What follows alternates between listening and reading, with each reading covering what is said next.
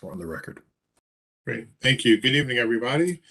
Welcome. It's 6:33 p.m. Wednesday, March 16th. This meeting of the South Orange Maplewood Board of Education is being live streamed as well as recorded for storage and viewing on our district website and on our YouTube page. The public can participate during the hearings of individuals and delegates by signing up for a live audio public speaks via WebEx or submitting a written statement using the BOE questions form on our website. Adequate written notice of this meeting of the South Orange Maplewood Board of Education has been sent to both townships and village clerks, the Star Ledger, the News Record, tapintosoma.net, and the Village Green. Please rise for the Pledge of Allegiance. I pledge allegiance to the flag of the United States of America and to the republic for which it stands, one nation, under God, indivisible, with liberty and justice for all.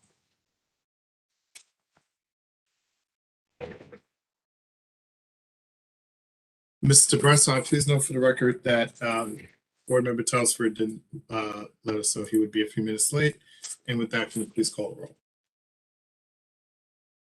Board Member Susan Bergen. Here. Board President Joshua. Here. Board Member Alyssa Malaspina. Here. Student Representative Noah Morose. Board Member Aaron Siders. Here. Board Member Kali Telesford. Here. Board Member Arun Vadlamani. Here. Board Member Caitlin Whitletter. Here. Board Member Courtney Wingfield. Here. Board Member Johanna Wright. Present. Thank you. Thank you, Ms. Burnside. Also, please note for the record that the both student representatives also informed us that they would be unable to attend this evening, so I just want that noted. I'd like to make a motion to hold this meeting in a virtual manner. May I have a second? Second. Thank you, Board Member Siders. All in favor? Appears to be unanimous, Mr. Burnside. As a quick aside, today makes 2 years to the day that this board pivoted to the virtual format. I just want to acknowledge Dr. Taylor, Mr. Bonds, Mr. Myers, and everyone who has worked diligently to make us continue to operate and hold meetings in this manner. Has not gone unnoticed and is greatly appreciated. With that, let me read the board president's statement. The school board meeting is a business meeting in public and not a meeting with the public. Oftentimes, it may appear to members of our audience that the Board of Education takes action with very little comment and in many cases, a unanimous vote. Before a matter is placed on the agenda at a public meeting, the administration has thoroughly reviewed the matter with the superintendent. If the superintendent is satisfied that the matter is ready to be presented to the board, it is then referred to the appropriate board committee. Members of that board committee work with the administration and superintendent to ensure that members fully understand the matter. And after the committee discusses the matter, it is then shared with other board members for consideration. And only then is it placed on the agenda for action and discussion at a board meeting.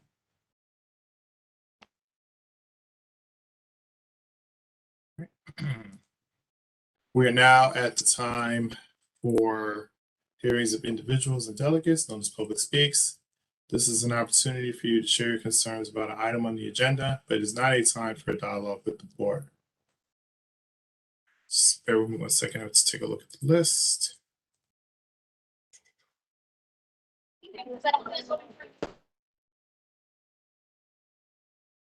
Okay.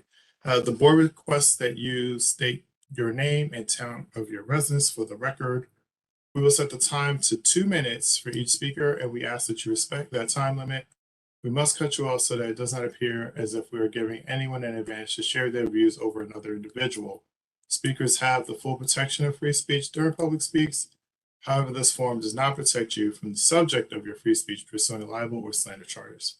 And finally, the board recommends that all members of our community pursue the chain of command.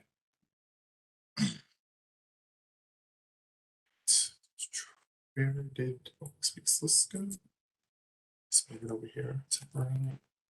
Okay, can somebody help me out with the timing? I can do it, Dyer. Okay. Thank you, whoever I was. Oh, sorry. Thanks, Board Member Whitletter. Appreciate it. Right. Okay, we will start with our audio public speaks first.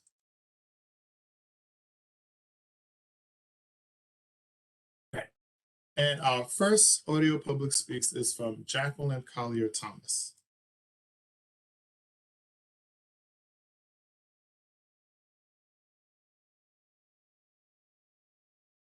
Hold up, I'm coming.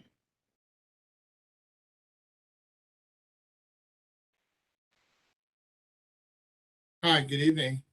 Can you hear us? I can hear you. Can you hear me? Yes, we can. Good evening. You have 2 minutes. All right, thank you. Thank you. Good evening, everybody. I am here to speak against outsourcing transportation staff.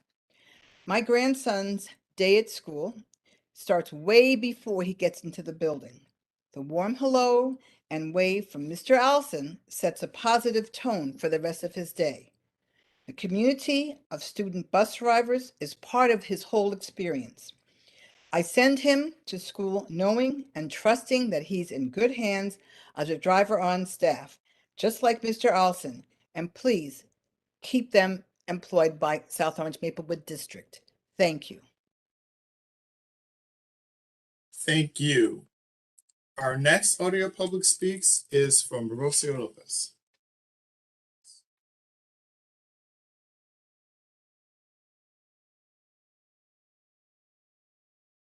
Can you hear me now? Yes, we can. You have 2 Okay. minutes. Buenas noches, me llamo Rocío López, soy una profesora de español en Columbia High School. Llevo trabajando en el distrito 21 años y vivo en Burnett Avenue en Maplewood. Soy la presidenta de SOMEA, the South Orange and Maplewood School District. Hello, what just happened was what makes South Orange and Maplewood excel from other districts. It's diversity. During the last weeks, you made me think a lot about equity and access and money and budgets. How is this district talking about social justice and trying to outsource our most vulnerable workers, our bus drivers and our bus aides? Our transportation is mostly composed by minority people. Many of them are even immigrants. I wonder of what equity and access is this district talking about? Is this only for the students or is this for all of us? You keep using those words in vain. That is not right. For those who don't understand what white privilege means outsourcing a whole transportation department instead of hiring a supervisor that can be empathetic and culturally relevant to its workers. During the current pandemic, 3 different levels of aid have been sent to schools. The more recent is the ARP, SL3 aid, which specified that the aid could be used for retention, recruiting of employees, especially for costs like custodial, nursing, guidance, and transportation. SOMA received 4.35 million on aid for ARP, which it can be utilized through December 2023. Why isn't that money being appropriated for these areas of critical need? This is not about money, don't get me wrong. This is about using privilege to disadvantage those who can fight back. Thank you. Thank you. Our next audio public speaks is from Amanda Mazzarella.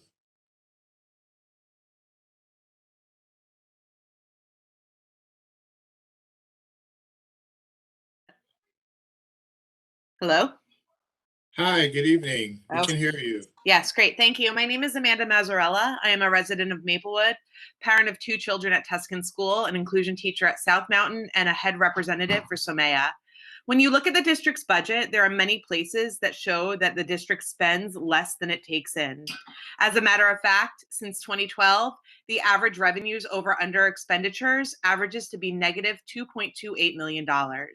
That means on average, the district spends $2.28 million less than they bring in.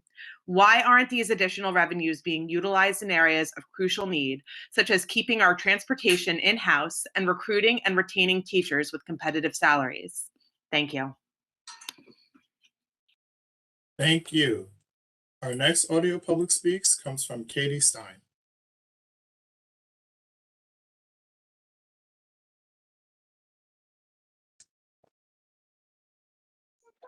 Hi,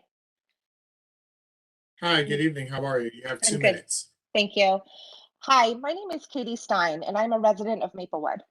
I'm also a third grade teacher at South Mountain School, but tonight I'm speaking to you as a mother of 2 students at Marshall. Each and every morning, my kids and their bus stop crew are greeted by Mr. Nate. With a smile and a wave, he ensures that every child is safely in their seat before closing the doors and heading off to the next stop on the orange bus route.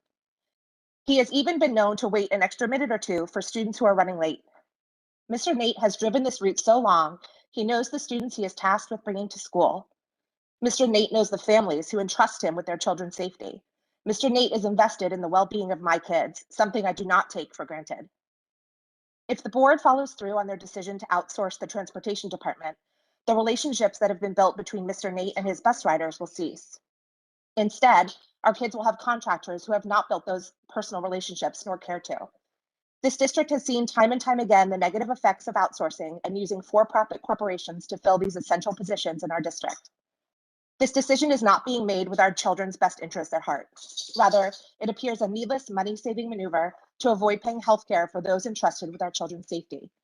I can think of nothing more disingenuous to this board's mission than that. We as a community should be giving people like Mr. Nate the benefits he and his colleagues so rightly deserve, rather than stripping them of their livelihood to save a buck. I implore the board to reconsider their position on outsourcing transportation. As a teacher, I stand with my colleagues in the transportation department. As a parent, I stand with Mr. Nate. Thank you. Thank you. Our next audio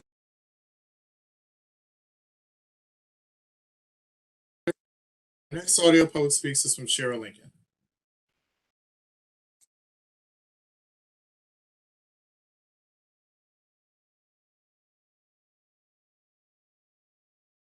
Can you hear me? Yes, we can. You have 2 minutes. Hi, Shira Lincoln, Samea's Vice President. I'm here again tonight to speak out against outsourcing our transportation unit, and I will continue to show up and speak until you realize the negative impact of this decision. Our transportation members are a vital part of our district, and many of them reside in this community. They are the people we trust to keep our children safe while traveling to and from school, and their faces are the first faces that our children see. This is not the first time the board has outsourced other positions. We have outsourced our security and custodial staff, and how has that worked out? We often don't have the staff needed to maintain the cleanliness of our buildings. Picture garbage cans that are not emptied at the end of the day, floors that are not swept, mopped, or vacuumed, and desks that are unsanitized. The lack of security has likewise created an unsafe environment for both students and staff. We have unauthorized visitors who continue to find a way into our buildings. As you can see, the district's decision to outsource these positions has resulted in negative consequences that put our children and staff in harm's way. And we fear the consequences will be the same should the transportation services be the next to go. We have raised our concerns and our voices for years about these outsourced positions, including as recently as yesterday at a district meeting. As I said at a previous meeting, and I'll say it again, outsourcing is the problem. We have had incidents with outsourced drivers. These incidents occurred with employees from outsourced companies, including our recent hire, Bel Air. So the next question is obvious. Why do you insist on outsourcing when it clearly puts our children's safety at risk? We were told that the new company was much better than our previous bus service, Jimmy's Automotive Bus Company. Interestingly enough, many of the drivers who work for Jimmy's now work for Bel Air. How does that fix the issue? Our Somea transportation staff take pride in what they do. They are invested in our children and care about their safety. Maybe if their current supervisor worked with our members instead of against them, the district would have better, more efficient routes to reduce the need for additional outsourced drivers. So far, the district has been lucky, or should I say our children have been lucky. However, one must wonder what else might happen if you decide to outsource. What could be the next ending? Are you willing to Time continue is up, to Ms. protect Lincoln. our children's safety? Thank you. Time is up. Thank you. Our next public speaks is from Renaud Pierre-Louis.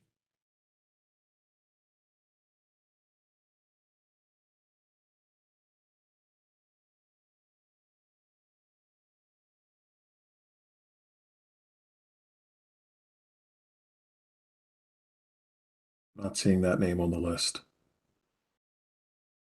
Okay, thanks. Our next audio public speaks is from Amy Singer.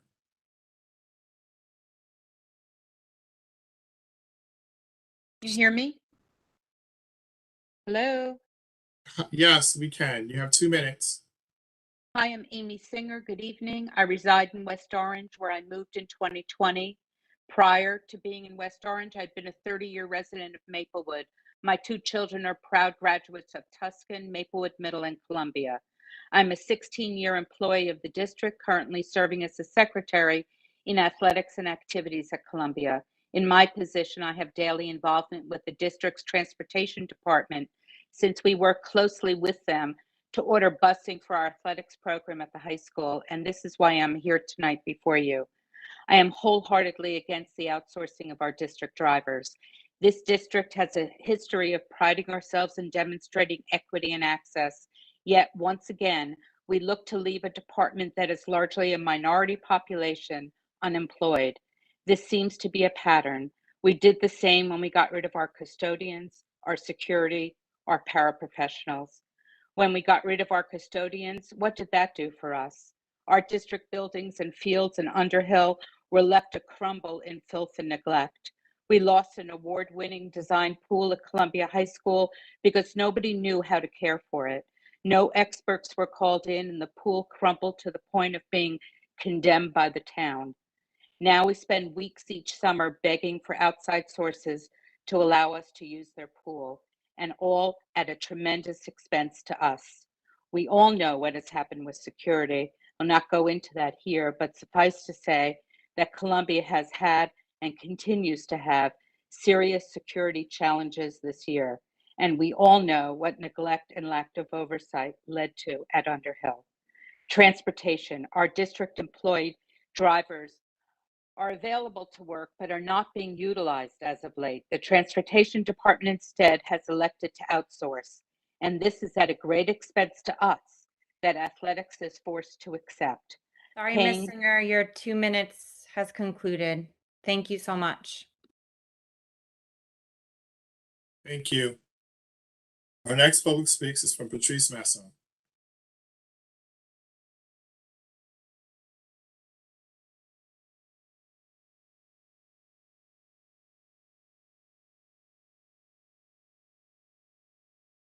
Hi, can you hear me? Yes, you can. You have 2 minutes.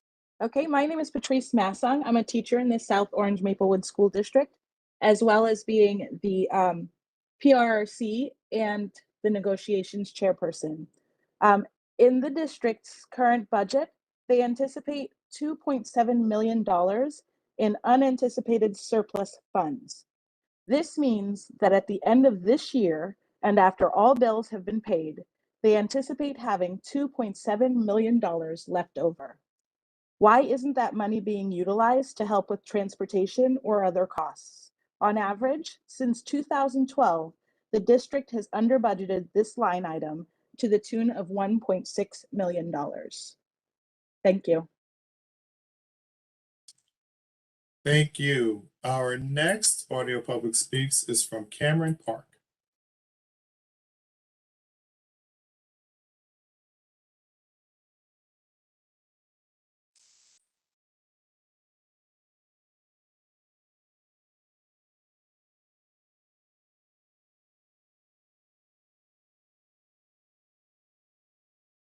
Hi, Cameron Park. Can you please unmute your microphone? Sorry about that. I'm speaking tonight about the recently floated idea of outsourcing our transportation department. This is an idea that targets some of our lowest paid employees who are largely minority. The willingness to dispose of employees in this proposal is so far beyond the values of our community and our school district that I am embarrassed on your behalf. It is also important to note that with this proposal, the board is willing to roll the dice on the safety of the most vulnerable children in our district. Students who ride our buses are largely special education students. Their needs on a bus are greater than just being driven from place to place, and those bus drivers need to be the best. This board is making clear they are willing to go after the weakest among us as long as they don't have a voice to protest. Thank you. Thank you. Our next public speaks comes from Gregory Tuttle.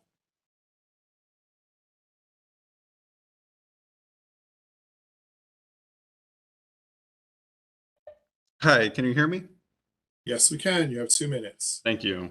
My name is Greg Tuttle. I'm a history teacher at Columbia High School, and I come tonight to speak against the outsourcing of our transportation department. I'm going to start with a quote by Naomi Klein. Justice is what love looks like in public. Neoliberalism is what lovelessness looks like. Now, after decades of these policies, we have a lovelessness as policy, a systematic neglect and systematic discrimination, but also a hollowness because of this extraordinary cruelty of this investment in the image, like the investment in the aesthetic, in sharp contrast to the divestment of the inside and of the interior. The transportation department has stepped up time and again over the last few years. When we were to return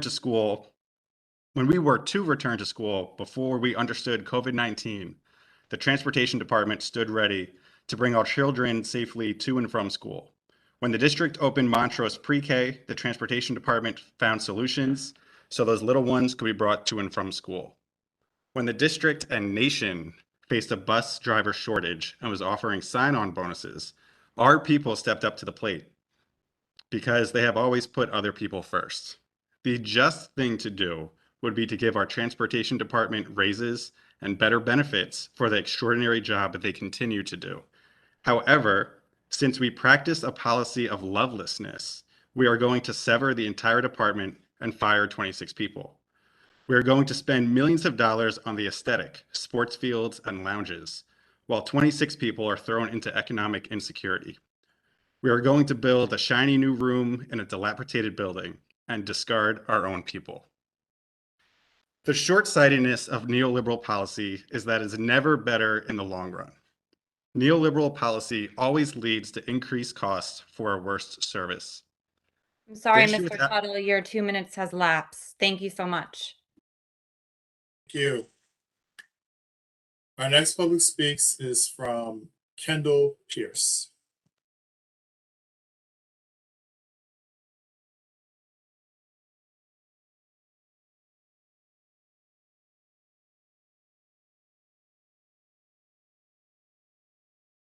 I do not see that name on our list.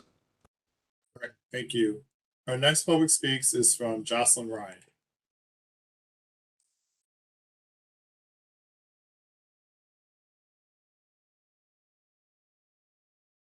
Hi, can you hear me? Yes, we can. You have 2 Okay, great. minutes. I've emailed the board my own experiences, and I just wanted to reiterate what I said then. I'm not making a complaint or asking for anything from my kids. I just wanted to share with you and the community my stories of outsourced transportation, which are not uncommon for parents of out-of-district kids, as you decide whether or not to outsource transportation for more district kids. One of my girls has been out of district for 6 years now, and during that time, we've had times when the bus was routinely between 30 and 60 minutes late and sometimes later. Times when bus drivers were talking or texting on their phones while driving, watching videos on their phones, vaping, smoking tobacco or marijuana. We've also had filthy buses and unlicensed drivers. There was a time when a bus driver got lost, and one of the passengers, who was a student with autism, repeatedly asked if they were lost and where they were going. The bus driver became aggravated and started yelling.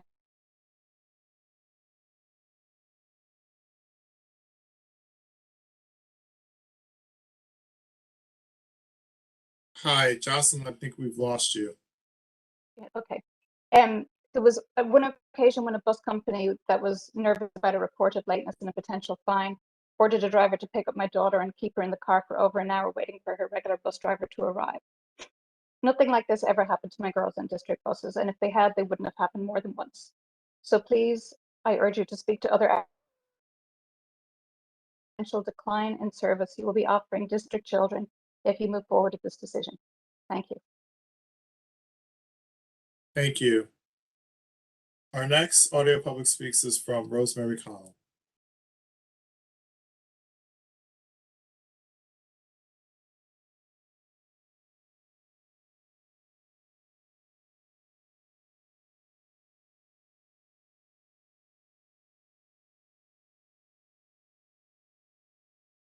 I do not see that name on the participant list. Okay, thank you. And our next audio public speaks is from Beth Constantino.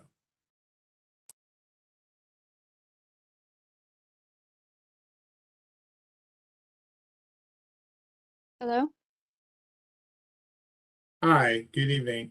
Hi, I'm Beth Cosentino, resident of Maplewood. Good evening. I'm reaching out as a concerned parent of a child with a disability in our school district. My concern stems from the plan to outsource transportation starting July 1st, 2022. My daughter, who is now 8, rode the bus daily when she started in the district at 3. At the time, her ability to communicate was limited to saying a handful of words, but mostly grunting and crying. I was grateful that Montrose existed and believed that she would receive a tremendous amount of support from her teacher and the entire staff. This support really started with the person who I passed her up to every morning as she cried hysterically. She went by Miss Andrea, and she was the bus aide. She would scoop my daughter from my arms, and as she assured me that my little, tiny, terrified girl would be okay. And I believed her. Every afternoon, when I would be there to meet the bus, Miss Andrea would help my daughter down the big steps, and I would always ask, "Did she do okay this morning?" And she would always assure me that it took only a few minutes and then she was fine. My daughter is autistic. Establishing this routine was essential for her. Having a person who she knew and trusted feel safe allowed for less crying over time. When I consider the 3-year-olds with disabilities who are at the preschool who may not have this sense of security that they especially need at that age, I'm truly frightened for them. You may believe that this isn't important enough to matter and that having an outside vendor is the only option, but it's not, and it does matter. The care of a child that young, particularly one who is developmentally delayed, is fundamentally and legally yours, the Board of Ed's, responsibility. Unless you have a child who has been in this situation, you may not be able to fully understand, but this is why I'm speaking out, and this is why other parents are. The outsourced vendor buses have had a terrible reputation for years and years, creating dangerous situations for hundreds of children in our district. You think I'm exaggerating, but I'm not. You can start with looking how ESY goes every summer and asking the transportation coordinator how many calls she gets in that first week from frustrated and scared parents who don't know why their children aren't home yet. Thank you for your time. Thank you. Board President, I apologize. Kendall Pierce is on as Miss Pierce. Okay, let's go.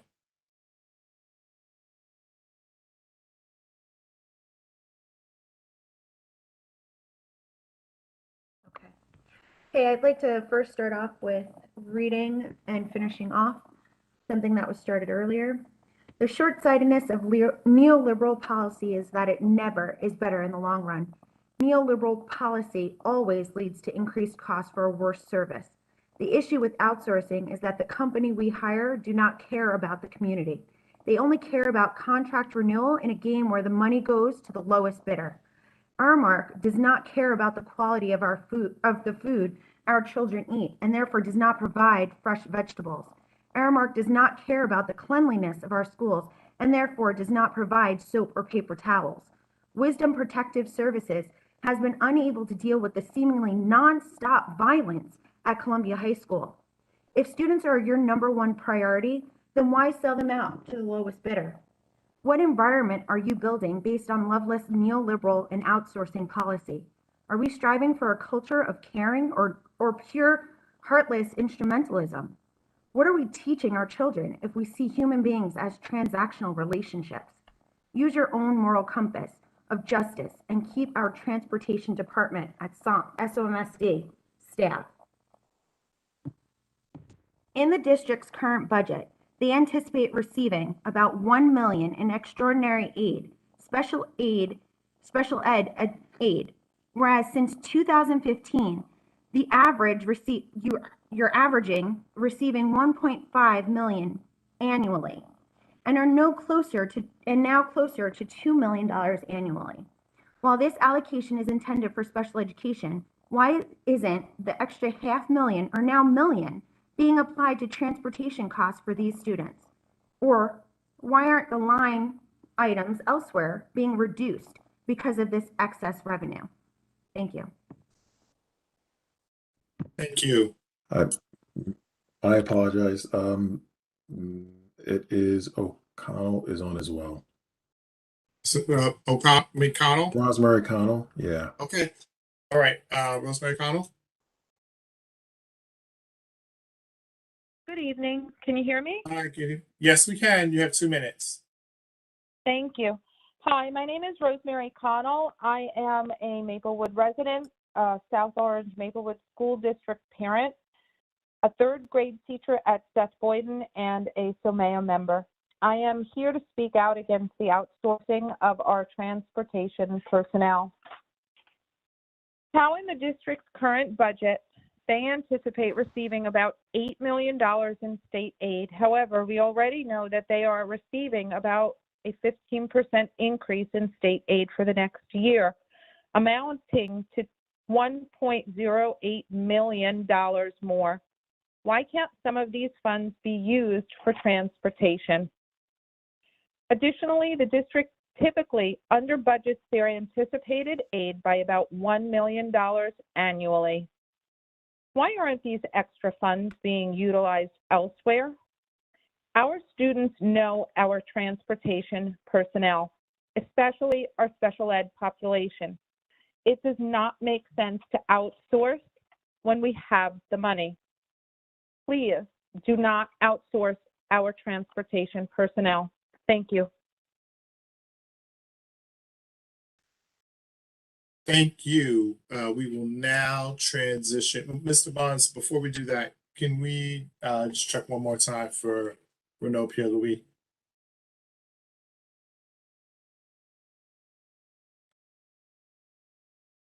No, I still do not see that name. Okay, thank you. We will now transition to our written public speaks. Okay. And our first written public speaks, I'm going to time myself a second. Our first written public speaks is from Christine Yoon of Maplewood. Dear Board of Ed, as you plan for the next budget, I ask you for two things. Number one, budget for and creatively think around how to improve special education for our students. For dyslexia alone, a Yale study found that 1 in 5 children have dyslexia, but of those, only 1 in 4 are properly diagnosed, different from appropriately supported in their learning. This becomes an equity issue if you consider only parents with means can hire advocates and/or lawyers to navigate the IEP process, or hire private tutors, and/or switch to private school. It is also a fiscal issue for the district. If one calculates the resources used by SOMSD to litigate and avoid full interventions, or the cases where the district pays for outsourced education. NYC DOE took a step in the right direction by creating a school specifically for dyslexic children. We need similarly creative solutions that center the success of children over trying to keep costs as tight as possible. For example, what if our norm was to teach reading and phonics with Orton Gilliam, a proven method to overcome dyslexia that also benefits neurotypical learners? The term special education sounds as if it was something for a minority of children, when this is not true and has social and financial costs when it isn't given its full attention. 2, imagine improve our fiscal health with more public-private partnerships, such as maximizing Achieve Foundation. We have a beautiful partner in the Achieve Foundation I believe is sorely underutilized. For example, Boston Public Schools fundraising nonprofit raised private funds to hire arts teachers and liaisons, intentionally designed parent and student communications, host city council candidate debates on arts education, and was able to successfully integrate arts education that withstood budget cuts for the past 10 years. In our case, our two towns have clearly voiced support and love for our teachers, and are shocked to know that SOMSD teachers are underpaid versus neighboring districts. I know there's only so far a district budget can go, and I know Achieve Foundation has potential to take on more. Achieve's endowment is extremely modest. All right, that's the time. I'll just finish this last sentence. Achieve's endowment is extremely modest. It currently pays for grants that total a few thousand a year. There's more, but the time is up. The next public speaks is from Molly Guys of Maplewood. I am the parent of a Montrose student who receives bus transportation as part of her IEP. I strongly urge the board to keep district bus drivers and aides in place for preschoolers and children with disabilities. Our beloved bus driver was suddenly replaced last week with an outsourced driver, and the first day was a complete disaster marked by poor communication and bewildered children, parents, and teachers. While we have adjusted to the changes, the driver shortage will result in the same constant turnover as the district faces with paraprofessionals, another outsourced position. As a Montrose liaison for the Special Ed Parent Advisory Committee, I have heard from numerous parents about the challenges their children are experiencing with the rotating door of paras. I fear what could happen if we also have a constantly changing roster of drivers' needs. With this risk, my daughter has autism and epilepsy. She is unable to communicate if she feels like a seizure might be coming on or if the wrong adult were waiting to pick her up off the bus. Up till now, she has had the same bus driver for her entire time at Montrose. I was very confident he would know if something was amiss with my daughter, and he would certainly know if someone other than her dad or I were waiting to pick her up. Consistency is critical when it comes to children with disabilities who have disproportionately suffered during the pandemic and who are already routinely sidelined in public education. Please do not subject these students to additional challenges and risks by replacing more trusted adults with strangers. The money the district saves by privatizing transportation staff is simply not worth the cost to our kids. That was Molly Guys of Maplewood.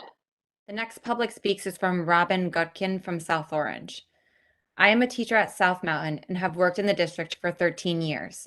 I am hoping that you will reconsider the plan to outsource the district's transportation jobs. The bus driver is the first face of school that many of our students see every morning and the last one they see when they leave us in the afternoon. It matters that these faces are consistent, warm, and invested in the well-being of our kids. This is far less likely with an outside contractor. Furthermore, our bus drivers took on great personal risk during the pandemic. They should be applauded for this, not deprived of their jobs, or deprived of their jobs and then rehired with lower pay and fewer benefits, as is generally the case with outsourcing.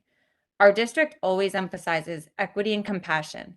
This should apply not only to our students, but to all those who are part of our school community, and our bus drivers certainly fit that description. Thank you for your time. Our next public speaks is from Susan Boney of Maplewood. Good evening, everyone. I am a math teacher at Columbia High School for 4.5 years. While I do understand the Board of Education's challenging task of balancing the budget, consideration should be extended to the progressive ideals of the community. Progressive ideals include maintaining the shrinking middle class, that is union jobs for bus drivers. Otherwise, our society takes another step towards the commodification of people. I doubt that is the message that this highly educated community wants to send its children by the action of outsourcing school bus driving jobs. Thank you for this opportunity to voice my opinion. Again, that was Susan Boney of Maplewood. The next public speaks is from Daniel Kaplan of Maplewood. My daughter began attending Marshall Elementary School this year in kindergarten, and both her morning and afternoon bus drivers and assistants are people who we trust, who have developed a relationship with my daughter and who we look forward to seeing each day. I implore you not to outsource their jobs, especially considering that at the beginning of this year, another company was briefly brought in to handle her bus route. The company called my house at 9:45 on Sunday night to explain that they would be picking her up, with zero background into what company they worked for or why this was happening. After one day, it reverted back to the district drivers who have been prompt, dependable, and personable all school year. Outsourcing does not solve problems. It just makes people less accountable and provides worse services than keeping it in-house. Please find another way to keep the drivers and assistants. That was Daniel Kaplan of Maplewood. The next public speaks is from Samara Kaplan from Maplewood. Please keep the bus drivers and assistants in-house. My daughter is a kindergartner student at Marshall Elementary School, and we have developed a trusting relationship with both her morning and afternoon bus drivers.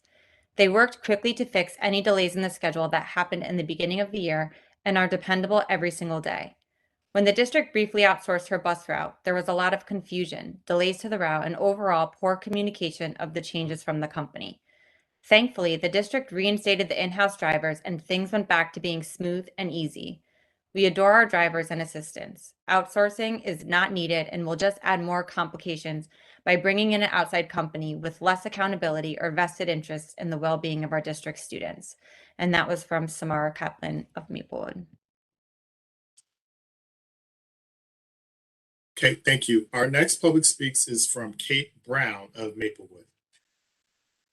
I am a teacher at CHS and have worked in the district for 5 years. I also grew up in Maplewood and was a student throughout the district K through 12. I am against the district's plan to outsource our transportation department. We pride ourselves on equity and access, yet when we look to leave an entire department that is largely a minority population unemployed, Equally important is the risk to the safety of our students who rely on these employees, who are invested in their well-being in favor of contractors who have not built personal relationships with our children. The previous outsourcing of security and custodial staff is objective evidence of the harmful effects of using for-profit companies to fill these essential positions of trust. School district is slated to receive an additional $1 million in state aid. These funds should not go elsewhere. Again, that was Kate Brown of Maplewood. The next public speaks is from Julie Scrivenak of Maplewood. It begins, I am a teacher at CHS and have worked in the district for 11 years. And then the remainder of it is identical to what Board President Joshua just read in the prior public speaks. The next public speaks is from Dallas Duffy of Maplewood. I am a teacher at Maplewood Middle School and have worked in this district for 16 years. And it's sorry, I was just pausing to confirm. The remainder is what was read by Board President Joshua in the prior public speaks.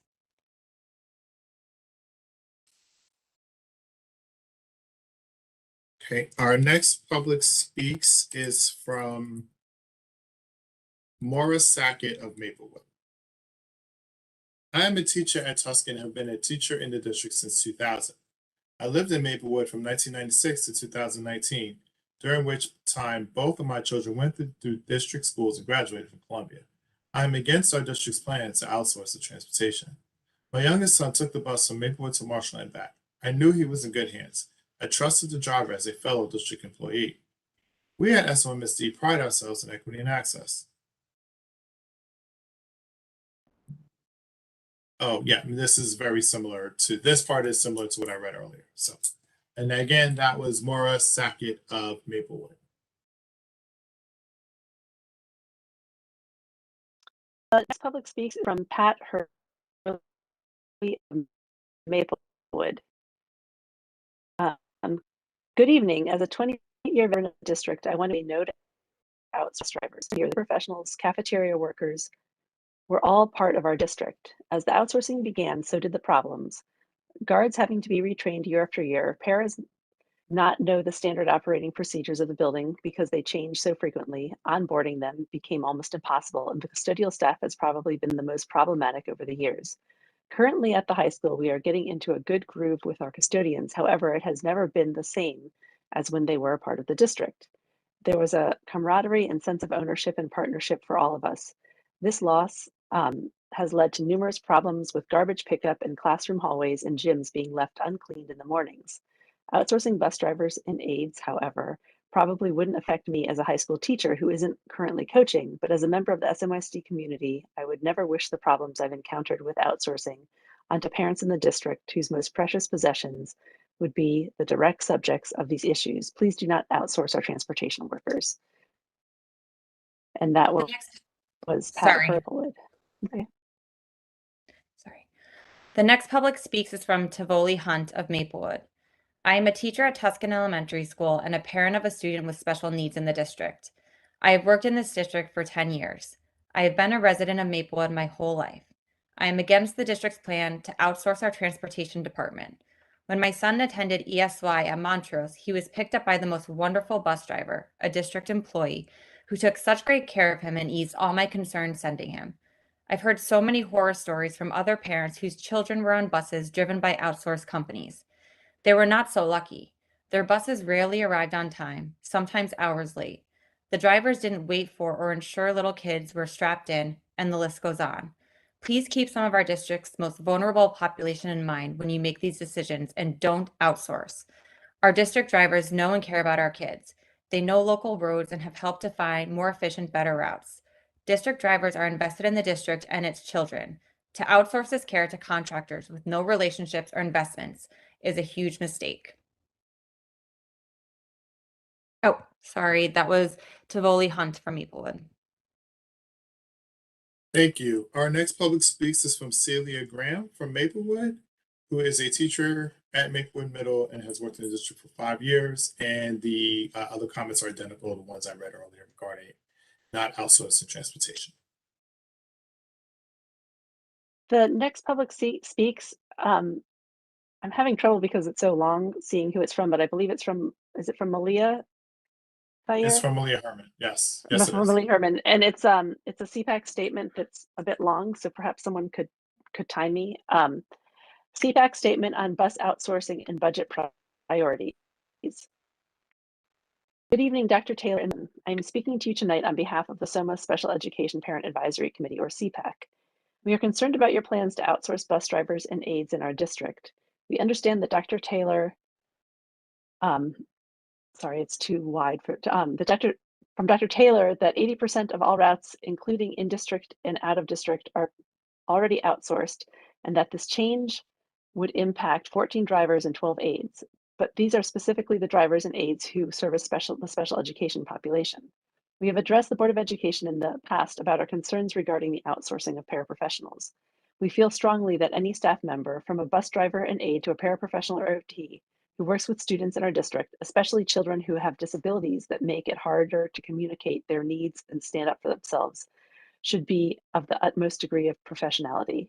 Sadly, we have not always seen this from the individuals who have come into our district from outsourced companies, including documented cases of inappropriate conduct by paraprofessionals and by an OT.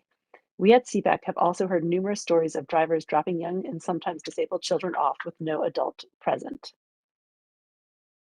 Why, even last summer, the outsourced bus company providing transportation to the ESY services dropped my son off at the busy intersection of Valley and Baker and Maplewood and instructed him, excuse me, I'm losing my place because it's so long and it doesn't fit in my, my screen.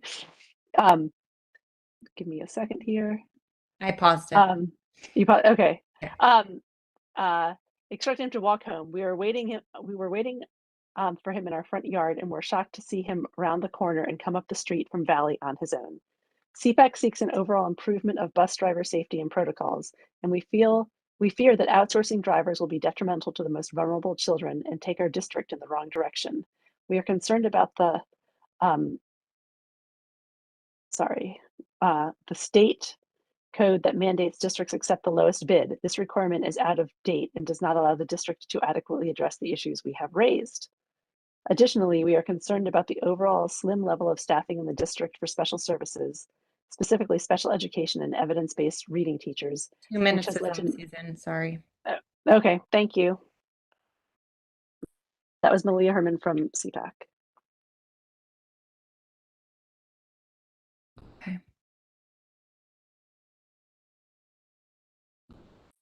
I know it's my turn. It just, the Excel sheet isn't, okay, there it goes. Hold on. I can time you. Thank you. Sorry, sometimes it gets stuck. Okay, there we go. But it, okay, so it won't let me go to the top. It's from, I can read the name for you if that's the problem. It's from K Putharoon of South Orange. Okay, let me just see. I can see it and I can read it if you want. We can skip. Okay, I can does see it start out, does it start with "we are concerned"? Yes. Okay, perfect. Thank you so much. Okay. Kay Putharon and John Hung from South Orange. We are concerned about the district's plan to fully outsource bus drivers and bus aides. As parents of 2 young children with special needs, we are concerned that the district's plan will jeopardize the safety of SOMSD's most vulnerable children. Both our daughters, ages 4 and 7, have IEPs and are bused to school. One of the reasons our 4-year-old daughter, who has a seizure disorder, gross motor challenges, and speech delay, can access the bus safely is the school staff has trained the district bus staff on how to accommodate our daughter's needs, e.g., what to do in the event she has a seizure on the bus.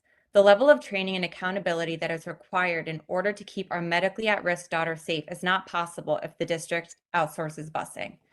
Additionally, our 7-year-old daughter, who bused to Tuscan Elementary via an outsourced company, experienced an incident last fall which put her and another child's safety at risk due to lack of appropriate training of outsourced bus staff. Twice, when our daughter's bus arrived at school earlier than scheduled, the driver instructed her and a kindergarten student to get off the bus and walk to class by themselves rather than waiting for an adult to escort as is required. Our daughter is deaf in one ear and has difficulty hearing, gets disoriented in crowded, noisy environments such as school drop-off. It is unacceptable that she and the kindergarten student who was on the bus with her were put in the position to fend for themselves. We strongly urge you to reconsider the plan to privatize transportation as it could have severe and irrevocable consequences for our special needs students. Many special needs students have medical and/or behavioral challenges, and the bus staff needs to be appropriately trained to handle these issues safely and effectively. Also, many of these students are nonverbal and would be unable to report an incident if something happened. Thank you for your consideration. And this was from Kay Putharon from South Orange. Our next public speaks is from David Mastronado of Maplewood. Good evening. I'm a teacher at Columbia High School. This is my 21st year in the district. I am writing to express my opposition to the possible outsourcing of the transportation personnel. I truly believe that outsourcing loses much more than it may gain in any budgetary savings. The transportation personnel of this district are people who are rooted in the community, both as employees and in some cases as residents. They know the children and families of this district. They have demonstrated their commitment on the job again and again. They are, professionally and personally, invested here. I've been in the district long enough to have seen the medium and long range effects of outsourcing, as was carried out by the custodial with the custodial and security personnel.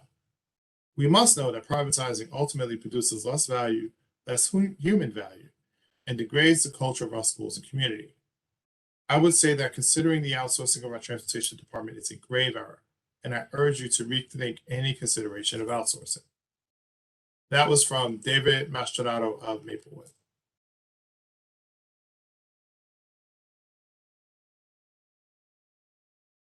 Written is for education teacher and team leader at Maplewood Middle School and have worked in the district for 14 years. I am against the district's plan to outsource our transportation department. We pride ourselves in equity and access, yet we look to leave an entire department that is largely a minority population unemployed. Equally important is the risk to the safety of our students who rely on these employees who are invested in their well-being in favor of contractors who have not built personal relationships with our children.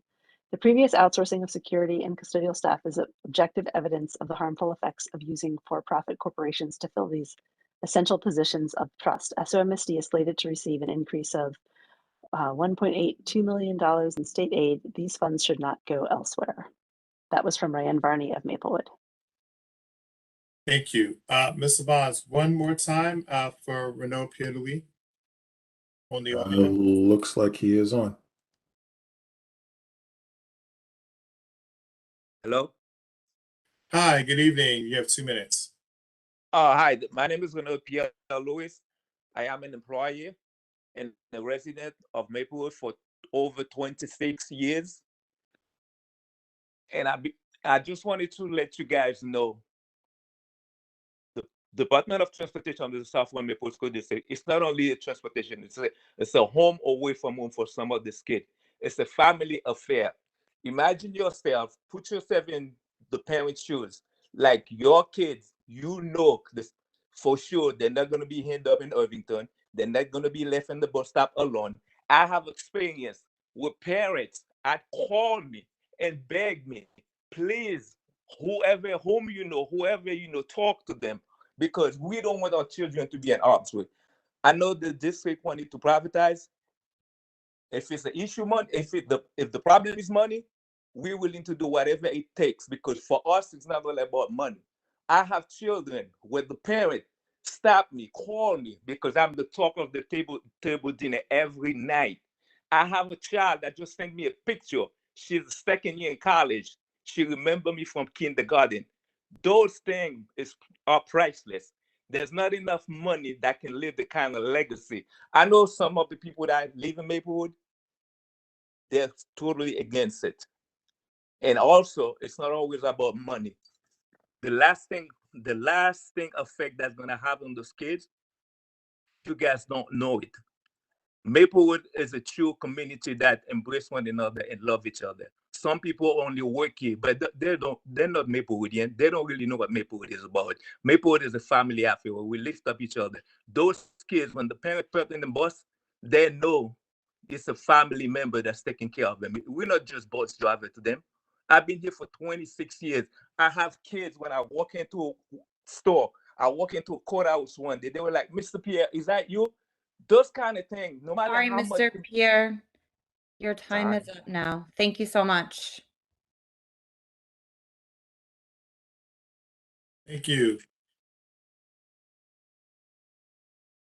And that concludes our first public speaks. We'll now turn it over for the budget presentation. Dr. Taylor, anything before we turn it over to Mr. Burnside? No, just to say good evening to everyone and to thank everyone who took time out of their evening to join us and give us their thoughts on the topic that was discussed. Please know that your comments do not fall on deaf ears, and our board and team members do take copious notes and pay attention to what you are sharing. On these types of topics that are connected to collective bargaining and negotiations, we're not able to have an open conversation about them, even if we want to. But please know that your comments and your passion has been both acknowledged and heard. Thank you. Thank you. Before I turn over to Mr. Burnside, I just, for my colleagues, I presume everyone will have a question or two after the presentation. So I will utilize the random board member name picker in Excel, and then have after Mr. Burnside's presentation. Is there a Alderman way? Ospina. Sorry, is there a way we can get a copy of this presentation, because none of us have seen it beforehand, so we can not be like looking at the screen? Is there a way to be sent to us?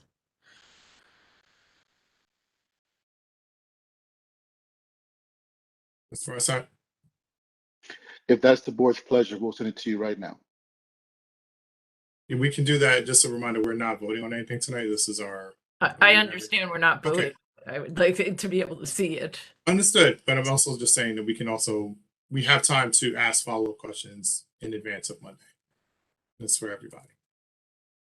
All right. I will send the PDF while he is presenting. Thank you, everyone. Wait, we're voting on Monday on this? Next Monday? The preliminary, we have to vote on preliminary budget Monday. The finalized budget is, the finalized budget hearing is April 28th. Okay. Mr. Dr. Taylor, Mr. Burnside, if you want to elaborate on the process as you go through the presentation, please feel free to do so. Okay, thank you. I'm going to share my screen.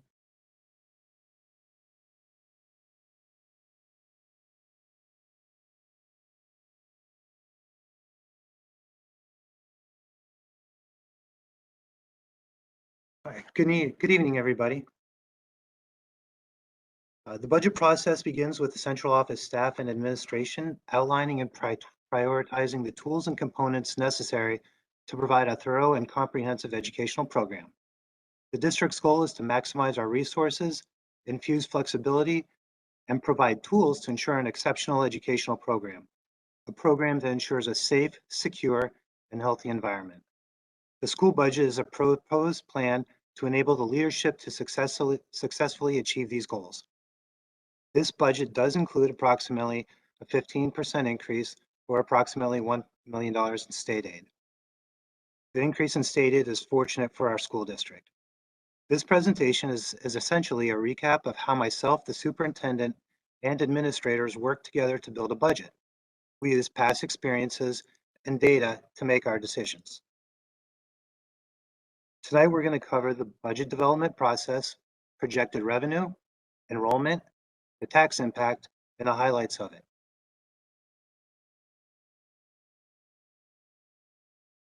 So administration started our budget meetings in November and December. We collaborated to make a list of the next steps. This involved identifying areas of opportunity to implement efficiencies to save money inside and outside of the classroom. Administrators also communicated their needs and wants at each school. This budget was created to be flexible and was built keeping in mind it was not an option to have any impact on intentional integration or construction. One of the early steps is to estimate and identify what the possible revenue of the district is going to be. This included discussing the tax levy, state and federal aid, and any other adjustments. Obviously, our cap is 2%. After projecting the revenue side of the budget, we can now identify what the district's expenditures will be. As the expenditures were identified, we received the official state aid notices, and the district started to determine if there was a surplus or deficit. And in order to balance the budget, the goals and priorities of the district are used as guidelines. This includes using banked cap if available, and any projects that might require the use of reserve funds. So we're going to start our journey tonight with revenue. The two main sources of the district's revenue are the local tax levy and state aid. So those are the top two numbers. So in 2022-23 budget, our tax levy is going to be $128,165,401. Our state aid is $8,287,062. You'll notice that the tax levy increase this year later on is not going to be exactly 2%. This is due to Chapter 44. The state now requires all new employees to enroll in Chapter 44. Chapter 44 applies to boards of education participating in the school employee health benefits program, as well as non-participating districts, and was passed with the goal of reducing costs for districts and employees by encouraging a shift to lower cost insurance plans and reestablishing cost sharing requirements. This directly affected the tax levy and saved taxpayers of the South Orange Maplewood School District $148,433. And that's going to drop our 2% cap down to 1.88%. This is the first year that this has ever happened. We always budget extraordinary aid the same year, $1 million, because the funding is not awarded until July, and we'd rather be conservative in our assumptions. The audited fund balance is the remaining funds as of June 30th, 2021. That must carry into the 2022-23 school budget. That's going to be the $7,539,527. Due to the schools shutting down and funds not being appropriated, this has caused this balance to increase. Although, as you can see, last year was actually $9.2 million. We should start to see this number decrease as we do now, and this is also known as excess surplus. The district does not implement procedures to maximize interest earning opportunities. I'm sorry, the district does implement procedures to maximize interest opportunities and receive some tuition based students. We are conservative with our budget with regard to state and federal grants. You can see that we budget approximately 80% of always the prior year. That's mainly because we don't apply for these grants until June. And in case there are reductions, just like extraordinary aid, we do want to be conservative in that estimate. So you're going to see the next one, the CARES grant and COVID relief. So that was a one-time fund that was $6.2 million last year. There's no indication that the district's going to receive those funds to help offset costs related to COVID going forward. So that's why you have a zero there. Also, our preschool aid decreased this year by approximately $369,000. However, we do have carryover for that, and that was more than enough to compensate for the $369,000 loss, and that was in the amount of $1.7 million. So we're in good shape with pre-K. The district does not anticipate using any reserve, capital, or maintenance funds in this budget. They will only be utilized to fund necessary unbudgeted expenses arise during the year. So this is the operating revenue that's currently being budgeted for the 2022-23 school year. The district is currently receiving $2.2 million down in debt service aid. Debt service aid increased this year because of the third and final tranche being sold for the bond for the construction. The district earned $38,432 of interest on the bond funds, and the interest is also used to offset our future debt service payment. So at the bottom, after all of our debt service, we don't have prior year encumbrances yet because our year is not over with. We have a budget of $165,909,479. This is what our revenue source distribution looks like. This pie chart shows 87% of the district's budget is financed by the local tax levy, and 10% of the district's budget comes from state aid. This did not change from last year. This chart is also important because when the state looks at our local fair share, it calculates how much a district can afford to contribute toward the adequacy budget. This number is calculated by entering a town's equalized value and aggregate income into a formula. And if the state doesn't believe a community is collecting enough tax revenue, they may decrease state aid. We really have nothing to worry about here. This is just a slide showing that we did not have any banked cap available. Banked cap is what a district generates in a given year if, number one, they do not raise the tax levy to 2%, or number two, are eligible for an adjustment based on an increase in health benefit premiums or large enough enrollment growth. Unfortunately, this budget reflects there is no banked cap available, and there were no allowable adjustments due to enrollment or healthcare.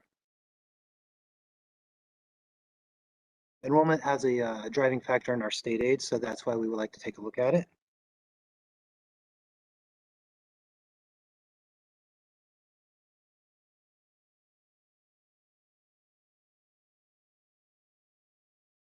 Our student enrollment count is done on October 15th of every year.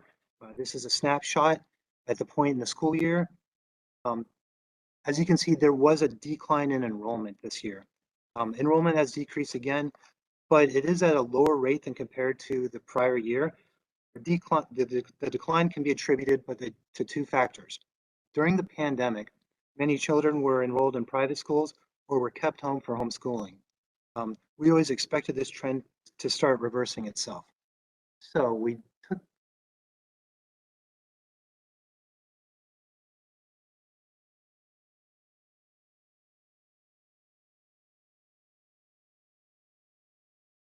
Mr. Bernstein, we can't hear you anymore.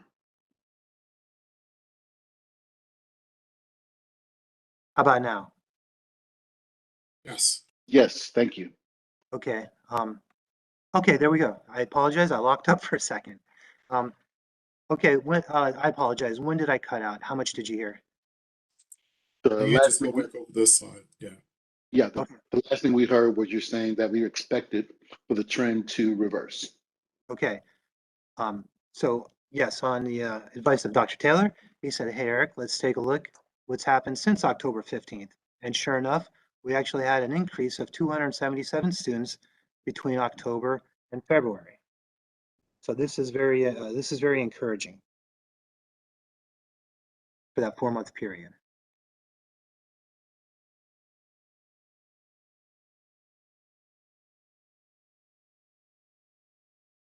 Okay. Expenditures.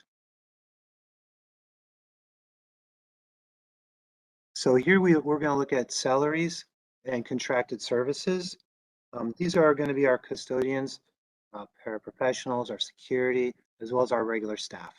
You can see we have an increase of 2.2 million there. The good news is our benefits were pretty much flat. We're in the state health program, and that's been very stable the last 3 years, I would say.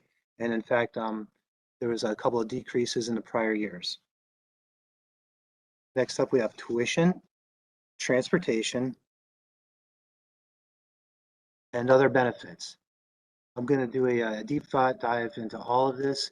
I just want to touch real quick on where the special services, technology, curriculum, maintenance, that whole group right there, it shows that we're losing or we're down 7.3 million. Now, the big cause for this is going to be the COVID funds that we received from the government. That was a one-time influx. We're not getting those anymore. Also, you can see our debt service down there. That's going to be our debt service payment. It's kind of like your mortgage. You've got interest and principal payments. And as you can see, this budget is approximately $4 million less than last year. And that's going to be without the local grants or year-end encumbrances. But overall, we're down about the 7.2 million that we see because of the expiration of all the federal grants.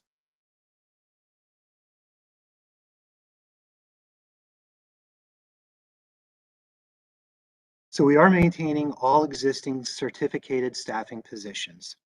This budget is anticipating some contractual contract increases.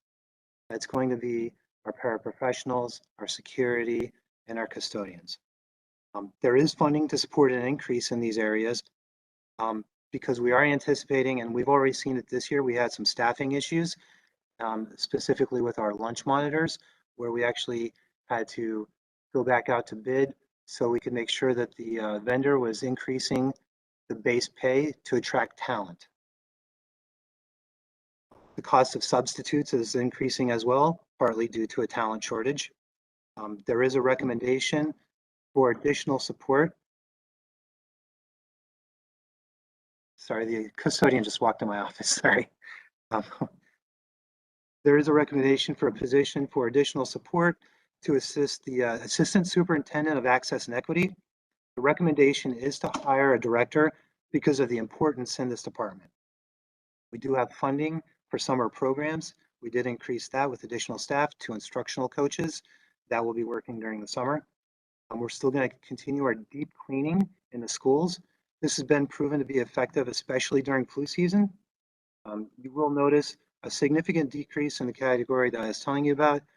This is where the one-time CARES grant and COVID relief funds were budgeted. That is why it looks like there's a huge budget cut there, but I just want to emphasize it's just the grants expiring. In furtherance of our duty to make efficient financial decisions, we have explored and will be economizing the remaining in-house transportation routes. This projects to help cover the budget gap by freeing up $1.2 million, which has been reallocated for other district expenditures, including programs, staffing, and salaries. We also have identified a need for a supervisor of health, PE, and nursing, and has been recommended in this budget.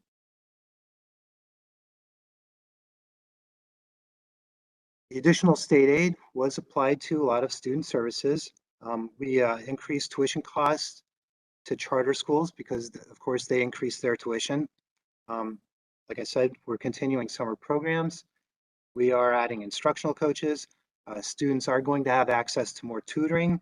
The district hopes to have additional support for access and equity, and we're going to invest in ongoing capital projects within the district. The district does have programs in district to support students. Our special services department does continue on strategies to build programs. Our out of district tuition on average increases approximately 5% per year. And our preschool funds regular education services only. Preschool program is run as a full inclusion program. The district reserves seats for special needs children to participate in full inclusion program, and the district has to fund the special services portion of the preschool education. There is a transfer in this budget, and it comes out of this category of the budget. Other benefits, this is a myriad of expenses. However, there was minimal increase in this category. Workers' comp, every time we add staff or have salary increase, it almost always goes up, but we have a very good experience rating after talking with our insurance broker, and the district is in a good position in this area, and this is directly tied to payroll. The pension payments is a small portion. We also have a professional development and parking for staff incorporated into this budget as well. So this is what we look at. This is our entire budget. This is our revenue. These are our appropriations. And as you can see right now, we do have a balanced budget. Again, there was no bank cap or any other adjustments available for us to use. We do have a stable base with reserve funds. We use these if needed for emergency situations.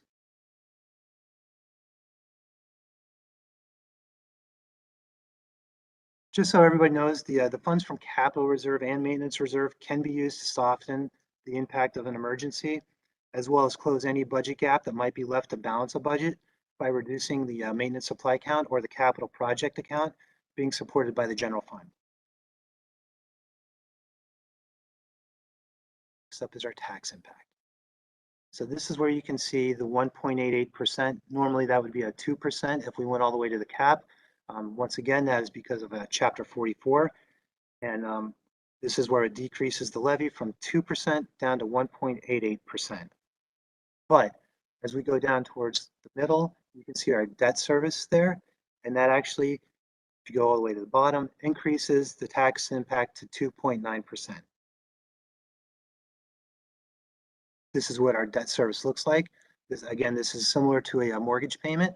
This is all the bonds that have been issued throughout the years, and our payment this year is going to be $10,830,761.67.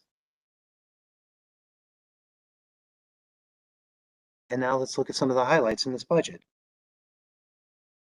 This is there's a lot of technology built into this budget.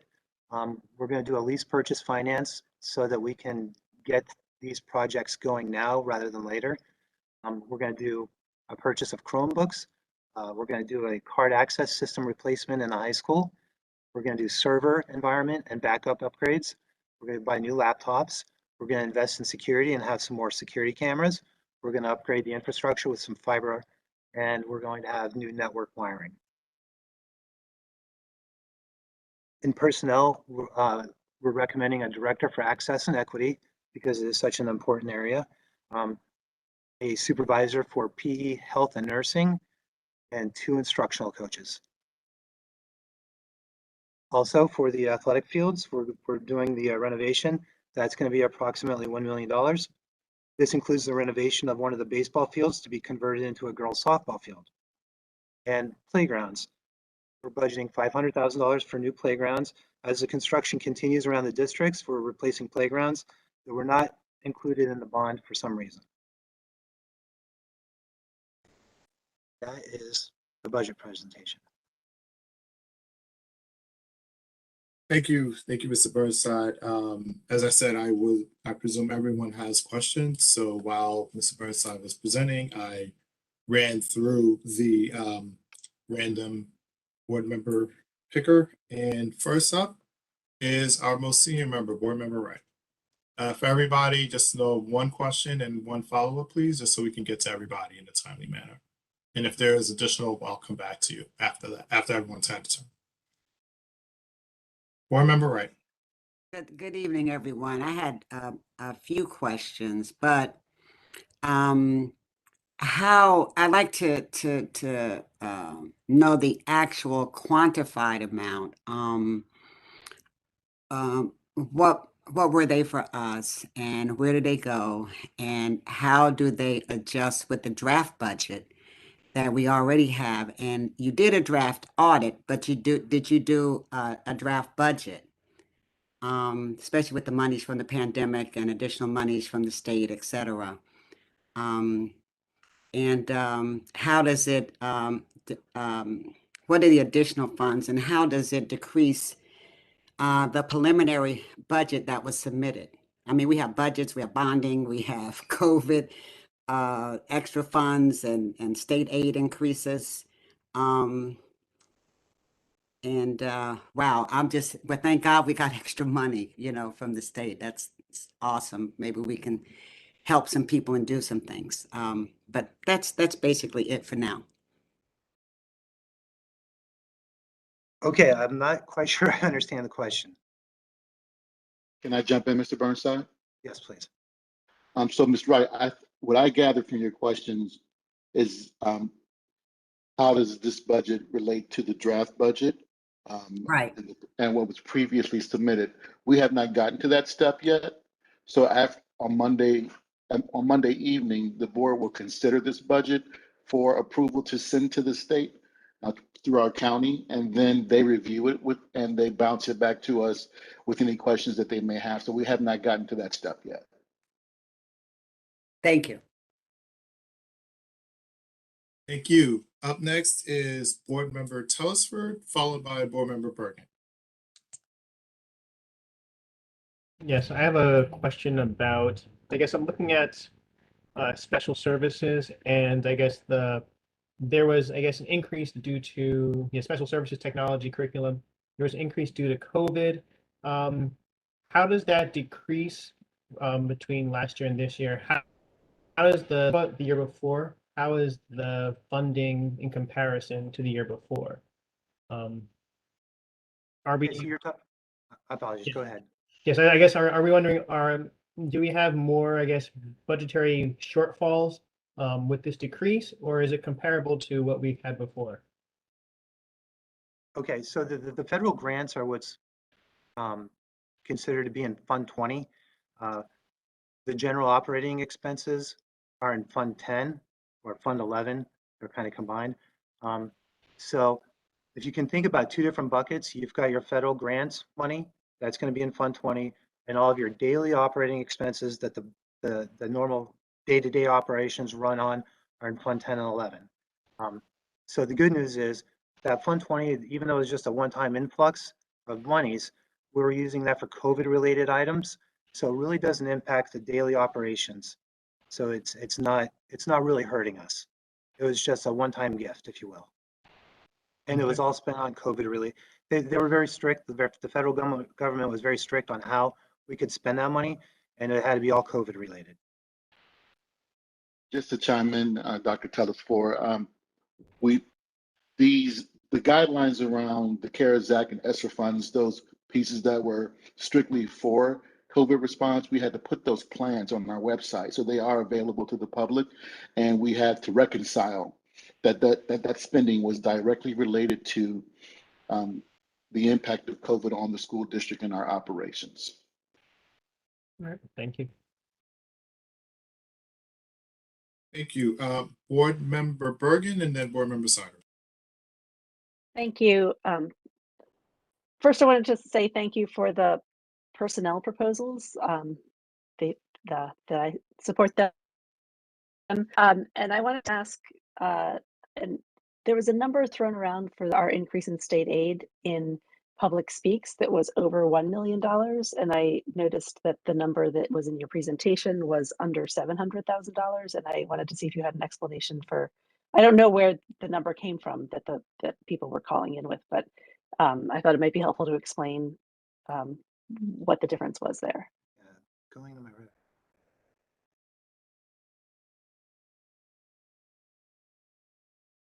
I apologize. I thought I did say it was approximately $1 million in my presentation. I don't know what the 700,000. I thought the difference that I saw in the chart was lower than that. That was why I was asking the question. I could be mistaken, though. Board Member Bergen, I think that you're referencing the $7 million difference from the COVID aid, perhaps. Is that the 7 number or no? If you go to the particular slide that you have the question on, we can bounce back and follow up with that specifically. Yeah, I'm looking at slide 7. As slide 7 shows the state aid going up, I see from 7.6 million to 8.28 million. Now, I think the difference is, Mr. Burnside, that no, maybe it's not. Is that was that inclusive of the pre-K monies? Okay, so I guess there's all the state aid in that column, that state aid column that we have on slide 7. Yep, I'm looking at it right now. So it goes from 7.6 million to 8.2 million.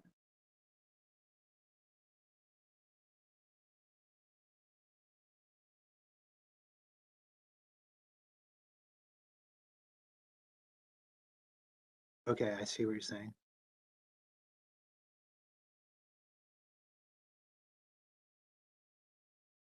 And I apologize. I know that you aren't the one who threw out the other number. I just thought that it would help people understand if we could clarify, if we had an opportunity to clarify. Right. No, so I guess the best way I can say this is yes, that's also going to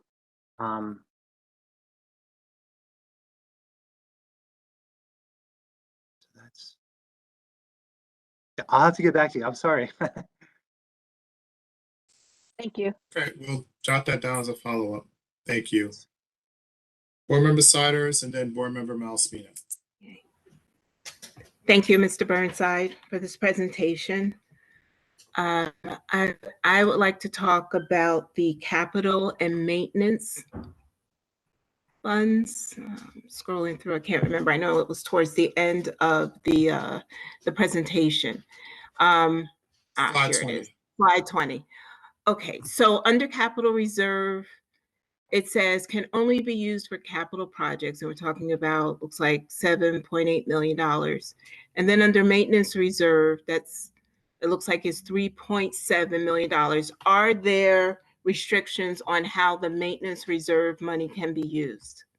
Yes, it has to be an emergency. It cannot be used for routine maintenance. That's the difference. And are these restrictions based on some state regulation? Is a restriction that we have imposed as a district on how to use that money? Correct. There are guidelines on what can and can't be used. And usually in this case, I would refer to the auditor. If it's not real clear on something, I would always go to the auditor just to make sure. Okay, thank you. Thank you. Dr. Taylor, if we just want to chime in a little bit on that piece, like I know, for example, the boiler at Marshall, January 2021 was an example of when maintenance reserve was used. I don't know if you have any other examples. Sure. Well, hopefully it doesn't happen very often, right? That's the hope, and that's also why the community and the Board of School estimate was so generous with our overall renovation projects, was because we kept having emergencies, and the Board of School estimate, you know, shared with the public through our architect and some of the detailed disrepair in our schools just from wear and tear over decades. And so I'll give you an example that we knock on wood, we don't hope happens, is that we lose a roof, right? Before it gets to the construction that is planned for it. That would be an opportunity for us to utilize those funds or request from the county office that represents the state that we can utilize those funds. I can give you from previous experience, that's a very high threshold of proof. I had an experience with a very significant challenge, over $1 million in damage to a building, and the county office I was dealing with at that time did not allow us to use those funds. There's a high threshold of proof that those funds are needed. It's not willy-nilly, as one of the board members noted. You can't just do it when you feel like it. Thank you. Board Member Malaspina and then Board Member Vadlamani.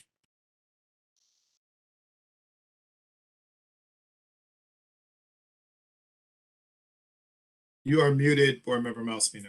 I just realized that. Sorry about that. As I started talking. What is being done to address the many security issues we have at CHS and other buildings? What is in our budget to address those concerns that we have? We have a number of them that need to be addressed. Well, first off, we're doing the card I'm access. going to pause you, Mr. Burnside, because we shouldn't be discussing security in public. We'd be more than happy to address it in executive session. I think we can do a basic overview of what's being. There's nothing to say we can't do a basic overview of saying what is being done. We're not saying like we're putting in, in room 32, we're putting in a camera. We're not saying that. I think we can. I think the public has a right to understand what money is being put aside basically for it. I disagree. I think that if we start describing how funds are being used, it could also be used to show what vulnerabilities that we have. So I would disagree with that. I think that Mr. Burnside did give some high level review in this presentation. He spoke about certain things that are on slides that the public had a chance to hear. I would not advise the board to discuss it further in public, just for the safety of our students. And I just want to add that we will adjourn to executive session after this meeting. Okay, I guess we're going to agree to disagree on this, but do you want to go with another one? Yes, I do want to go with another one.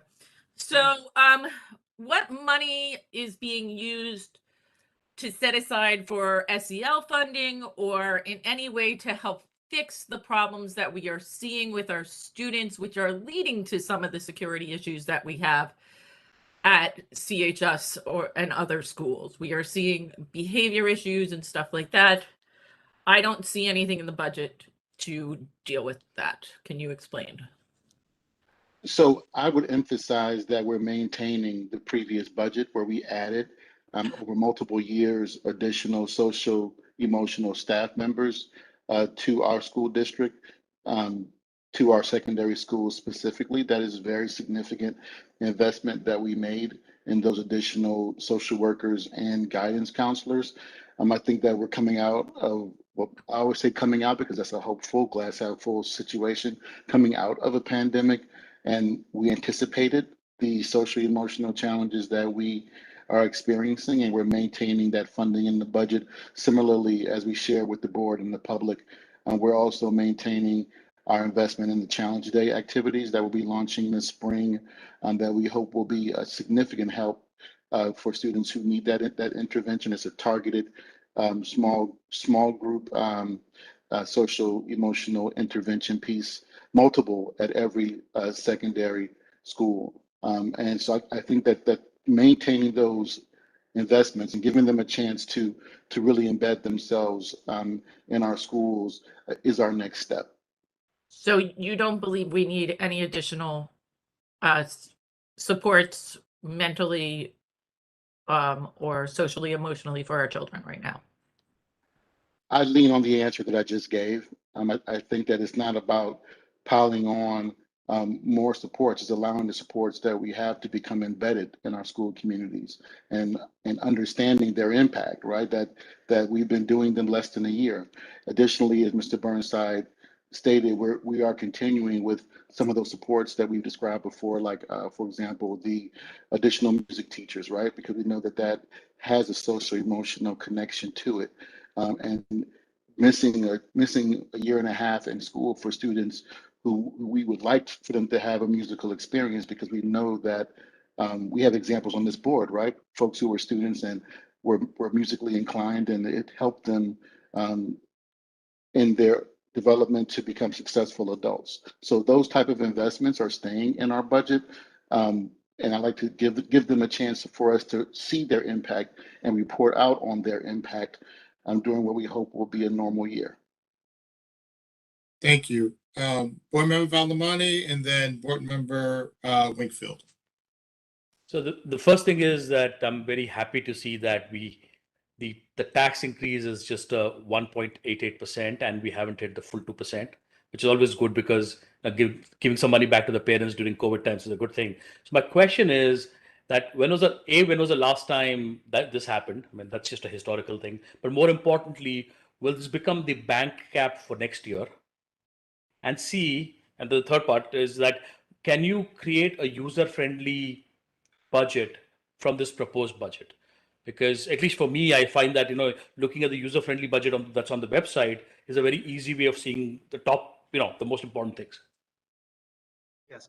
So to answer your last question, yes, the user-friendly budget will be available. That's only after the county BA has approved it, though. So that's obviously the next step. We will go ahead and create. The way the software works is it won't let you do that until it's approved. I don't know about the history about the first question, so I'm sorry, but I'll certainly look that up for you. And what was your second question again? Will this become the bank cap for next year? Okay, so that's a great question. This is brand new. I've actually asked that to the county VA about because of the effect of Chapter 44, only letting us have the tax levy at 1.8%, and I'm waiting to hear back on that. Great question, though. Thanks. The same one I had. Board Member Vadlamani, I can share with you that during my almost 3 years, we've never gone under 2%, if that helps to give context. That's great. Thank you. Board Member Winkfield and then Board Member Whitletter. Thank you. Thank you, Mr. Burnside, for the presentation. I have just two questions, both sort of C&I related. One of them is as part of the suspension moratorium, we are expecting an update from the district, from the task force coming up shortly. And I'm curious as to how funds may be allocated in next year's budget to be able to enact or support some of the potential findings of the task force, either through professional learning or other measures. And then my other question is connected to ongoing concerns that the board, and in particular the C&I committee, have had around the concerns around academic performance of students, in particular sort of during and in the return from remote. We see that through some of the racial disparities that have shown up in the Start Strong data. And then we also see that continuously and ongoing in the racial disparities in the FAIL data. And so I'm curious, as this has been such an ongoing and persistent issue, how funds may be allocated to try to attack and address some of those issues as well. I can add a little bit to that if you like. Okay, so thank you. So one of the things that we're most proud of in this budget that Mr. Burnside highlighted were investments that are linked to some of the feedback that we got from Dr. Fergus in his research with the instructional coaches that we've already added, that the board already approved us to have 2 instructional coaches that began their tour this school year, and the 2 additional ones that are being funded for next school year that attack what we as a CNI group have talked about, which is there's no substitute for high quality teacher instruction, right? And so that's what the focus is of our instructional coaches. And additionally, we know that through our first year or so of having an assistant superintendent of access and equity, that we got to see the conceptual position come to real life in a real life school district where everyone is present and see the manifestation of the support that's needed there. And so the additional director that would fall under the assistant superintendent, that investment allows us to take deeper dives into supporting the efforts and also adding accountability to some of the information that you shared regarding demographic the demographics of our students leading to too many disparities academically. Additionally, the investment that we've made with the Fidelity Group that is carrying over to year 2, pending our review of their year 1 engagement around social emotional support that leads to, again, academic performance. We are also continuing our partnership pending their outcome of their first year with Equal Opportunity Schools regarding their work at the high school to again remove the disparity and make sure that our most rigorous classes are an opportunity for all of our students. Last but not least, some of the vision, and the board will have a chance to contribute to this vision of this director's position, speaks to some of that risk ratio work that we've been doing and seeing how it can be taken to the next level with consistency to support and bring more accountability to ensuring that we're closing those achievement gaps that you were referencing. All those pieces are supported in this budget and will also be touched on during our goal update for Monday evening. Board Thank you. Member Bergen, I just want to let you know that my staff cracked the case for me. Unbeknownst to me, in 21-22, our state aid was actually increased $398,000 that we received from the Securing Our Children's Future grant from the SDA. So the net effect is $683,000. Thank you. That's helpful. Thanks. Thank you. If others have second round questions, just raise your hand and I'll come to you while I ask mine quickly. First, Dr. Taylor and Mr. Burnside, I just want to, oh, I'm so sorry, Board Member Whitlander. I'm sorry. No, you go first and then I'll No, please go. Go ahead. No worries at all. I'm supposed to go last, so please, I'm sorry. Oh, okay. Now I forgot what I was going to ask. Oh, I don't know if you mentioned it already or if you can even explain, but when the state gives us their state aid number, do they provide a rationale behind why we saw an increase in funding this year? I don't know if that's something that they share, if it's just this is your state aid.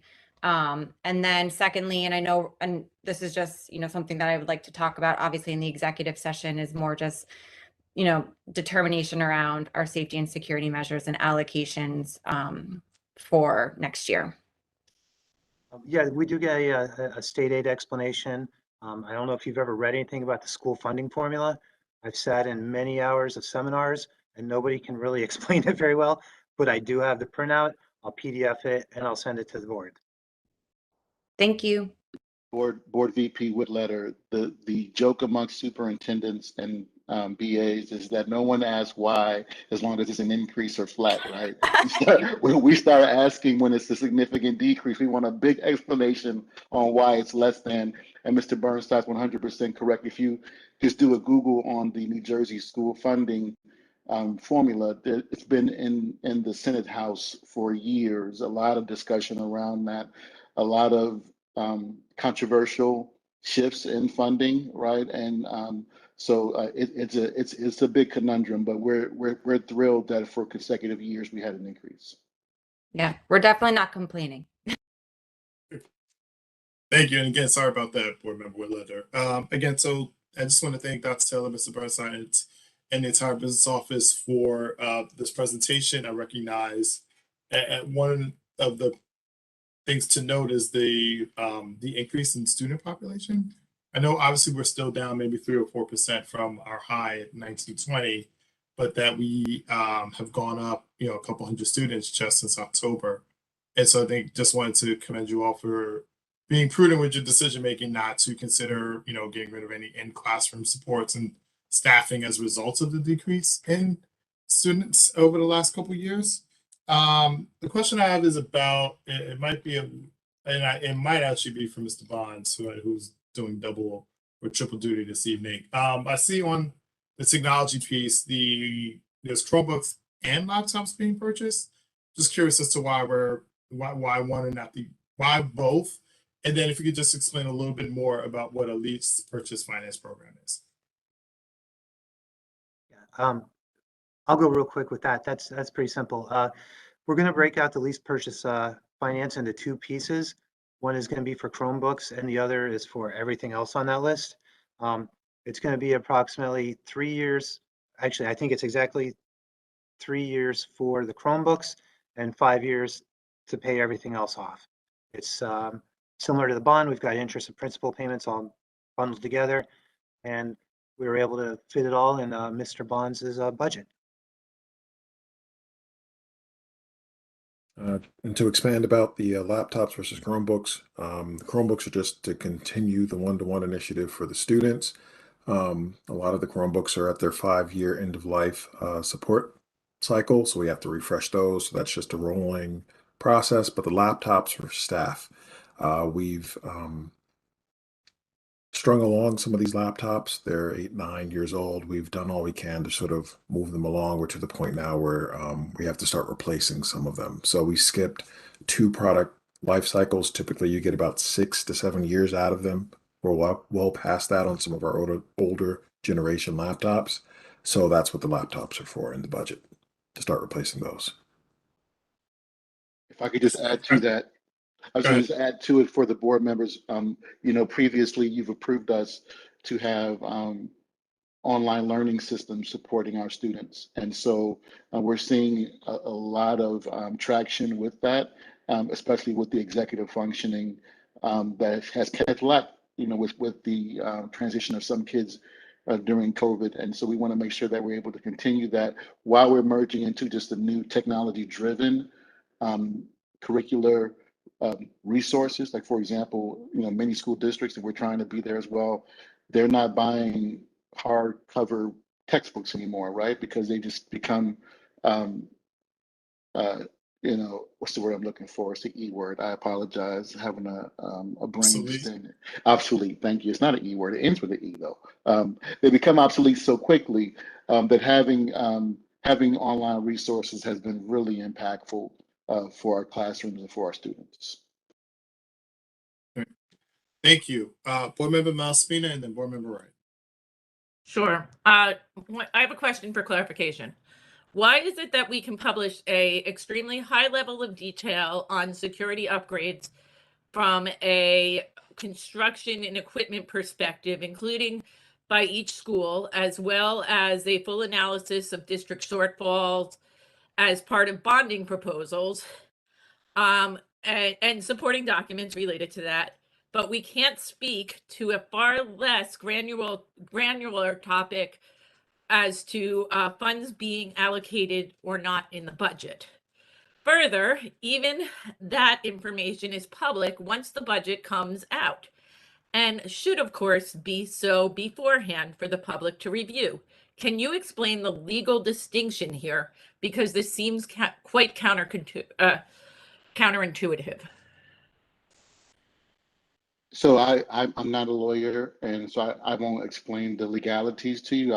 I am coming to this topic as I have from my experience and from the training that I've had from NJASA and NJSBA. What I would say is having a broad brush for a $160 million bond that's a community decision. Represented by the Board of School Estimate is different from a budget presentation that we're having where the public is present and the press is present, and our vulnerabilities could be widely advertised, as we've seen with other confidential information. Ms. Butler, can you weigh in on this? I too have concerns. It would depend on how specific the conversation goes, and for purposes of safety and security, my recommendation is that at least at this juncture, we not take the risk of divulging anything during this public meeting that could impact the safety and security. And to the extent that any discussion would be addressing specific plans, that's not something that should be disclosed at this point in my recommendation. Thank you, Ms. Butler. Board Member Wright, and then Board Member Valamani. Thank you. I don't have a question, but I do want to give out some information for some of our new residents who don't understand why they don't vote for the budget. The residents in our town who vote for board members are not allowed to vote on the budget. While that is not the case in other places in the state, the Board of Ed here, we have a Board of School Estimate. And when they vote for the Board of Ed members here, they also vote for the school. We also vote for the school budget. But at any rate, the bottom line is, consequently, the only people who vote for money spent, which in our district, it's probably maybe 52% now of the property taxes, are the board members. And those are the people that you're looking at this meeting. So the bottom line is that it's the school district. We're the only school district in the state that has been basically neutered by that law. And it's according to the New Jersey School Boards Association, that's the way it is for us because of the way that we're set up. And so that's really the reason that you aren't afforded the opportunity to vote for a school budget. A lot of people have been asking me about when do we vote for the budget. And I just want them to understand that it is the board members that you duly elected that will vote for this budget. And our Board of School Estimate, as I said, has been neutered. And so that doesn't happen very well either. So that's basically what I wanted to say. And if anybody has any questions about that, they can hit me up later. And I hope that's good for all our new people who've moved into town. Thank you. Just one, I think there's a little more color there about the Board of School Estimate. I think there was a law that was changed so that it made it that Board of School Estimates for the few districts, and I'm not sure if we're still the only one. I believe the Caldwells may have one still, that have a Board of School Estimate who would approve the budget every year.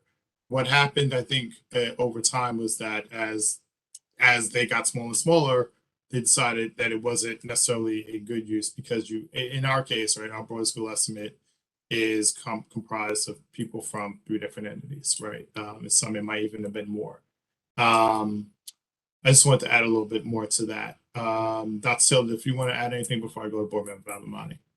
Yeah, I would like to offer just some clarification, just for the good of the order.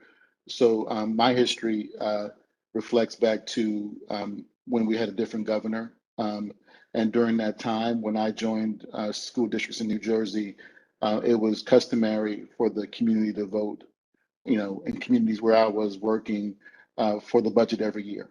And that if the budget was voted down by the community, then that moved to the municipalities, who discussed with the administration and the Board of Education their thoughts on the budget. And many times, in my experience, the budgets were reduced after those conversations. A few years later, the laws were adjusted, and that's where the cap came in, that as long as a school district was not over a 2% increase of local tax levy, then there was no public vote needed for the school district budget. Just want to make sure we emphasize the school district's annual budget. And that's why the Board of Education votes on the budget as they will on Monday, and then we'll vote again after the county via the state reviews it a few weeks later. The Board of School Estimate, I think, is a different conversation around like the construction that we're doing in those type of pieces, but they, I don't believe, have a hand in our annual school district budget. So I just want to make sure that we kept those two conversations clear. Thank you. Board Member Valimani. So I see that in the expenditure section, the debt servicing has increased by about $1.5 million. Can you quickly give a summary of why it has increased? Yes, we just sold the third and final tranche of the bond, and that's why the increase. And that was This is the bond. This is the bond that majors. this is the bond for the long range facilities plan. Yes. $140 million bond, $140 million bond. Yes. Yeah, and that last tranche was about 36 million, somewhere in that range. So that's the increase that you're seeing there. So as of now, we are completely done getting all the tranches in. So we should not see any other increase next year. Correct. At least from this bond. Okay, thanks. Not of this size, I would think. You might see minor increases depending on the waves in the bond itself, but you won't see, I think, $1.5 million increases. And also, just for the newer folks, that was offset by a refinancing of some older bonds that was done. I believe we did that in November of 2020. So that was a $900,000 savings, I think, over the life of that bond. All right. Board Member Malspina. I'm just trying to clarify. I might have missed it in the money, but the discussion. But I see that there is a decrease of 653,000 and a few more numbers onto that. But basically, in the transportation line, is that because of the outsourcing, or am I not allowed? I'm trying to figure out where that money is coming from. I don't want to be conflicted at all, but I'm trying to understand why we're doing that. So please stop me if I'm saying anything that is.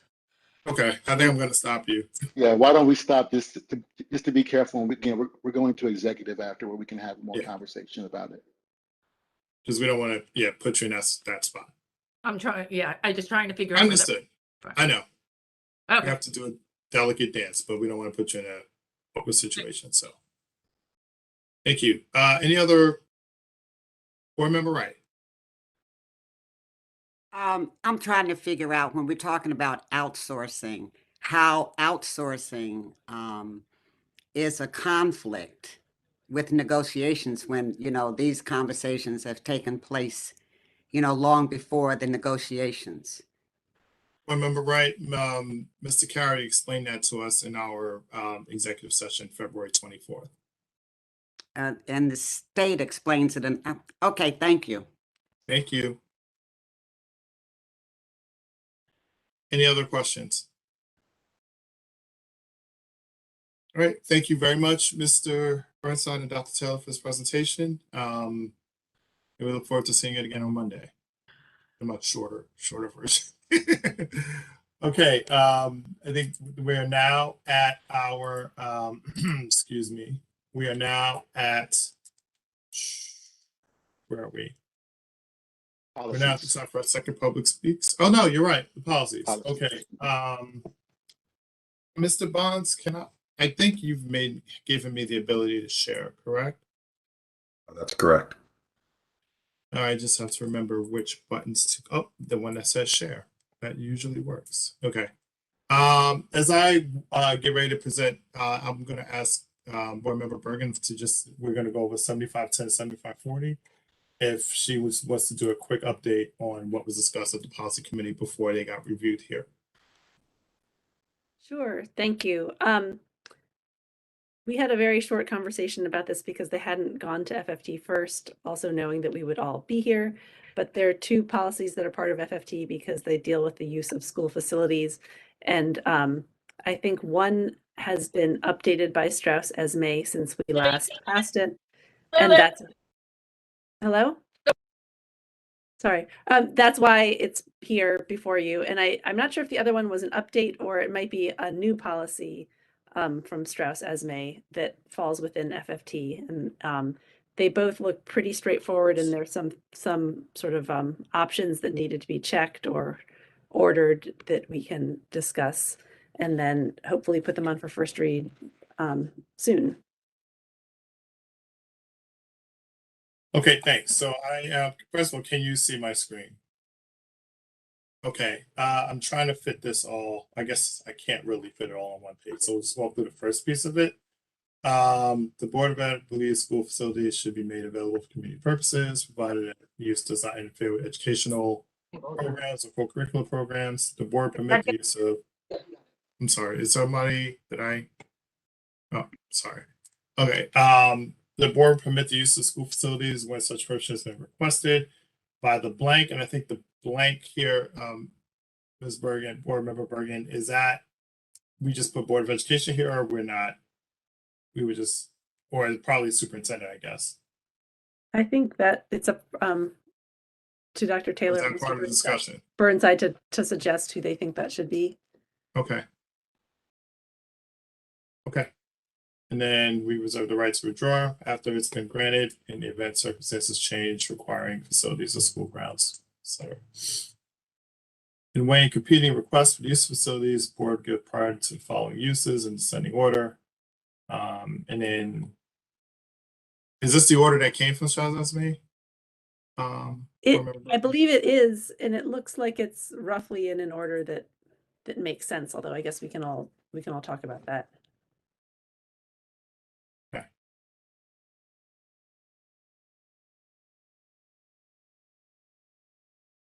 And then this optional language is, and besides obviously optional, is this something, I don't know if there was any conversation in the policy about whether or not recommendation for it to be required, or we didn't get into the details. okay. Normally it's like the committee, the originating committee that would talk about that, but I did give it a little thought, and I know that we have, for example, let movies film on our property, and if we took that out, then perhaps that wouldn't be a possibility, but it's something we've done historically, so something to think about there. Okay. And I see we asked for insurance. I know Mr. Burnside, these are all things that we do when we are looking at, and Dr. Taylor, when we are looking at renting a facility. And then the last piece, which is also optional, is I'm trying to do number 2. I'm trying to fit it all on one screen without one page without messing up the screen share. They would pay any fees in advance and staff services and the cost of staffing. And for athletic events, we'll provide a copy of this policy as well. And then it goes ahead to define what a youth sports team organization is. Mm-hmm. And then, regulations for the use of facilities, etc. Okay. I see Board Member Valamani has a hand. Anyway, so I'll come to you first.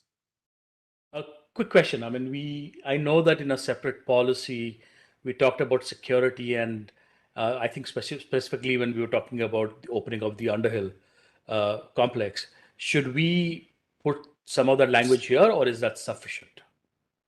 Like, for example, if we're talking about having private groups come on in, should there be any mention to that, or there is no need? I'm open to that. It's a question I'm asking you.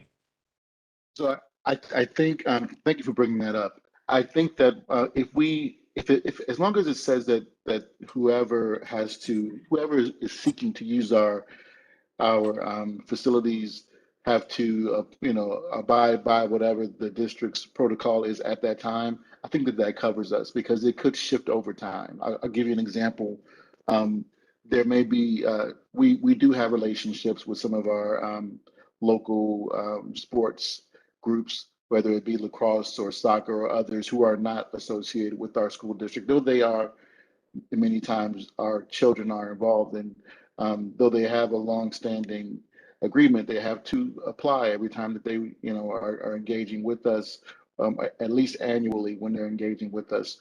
And perhaps there's a shift in the requirement for security, or maybe it shifts the other way, depending upon what the circumstances are in the community. So as long as it's flexible, because maybe 5 years from now, right, there'll be a different requirement at that time. I think we're okay because it speaks to the flexibility that Mr. Burnside and Mr. Giglio and Ms. Del Gercio need when reviewing those facility usage agreements. Cool. Thank you.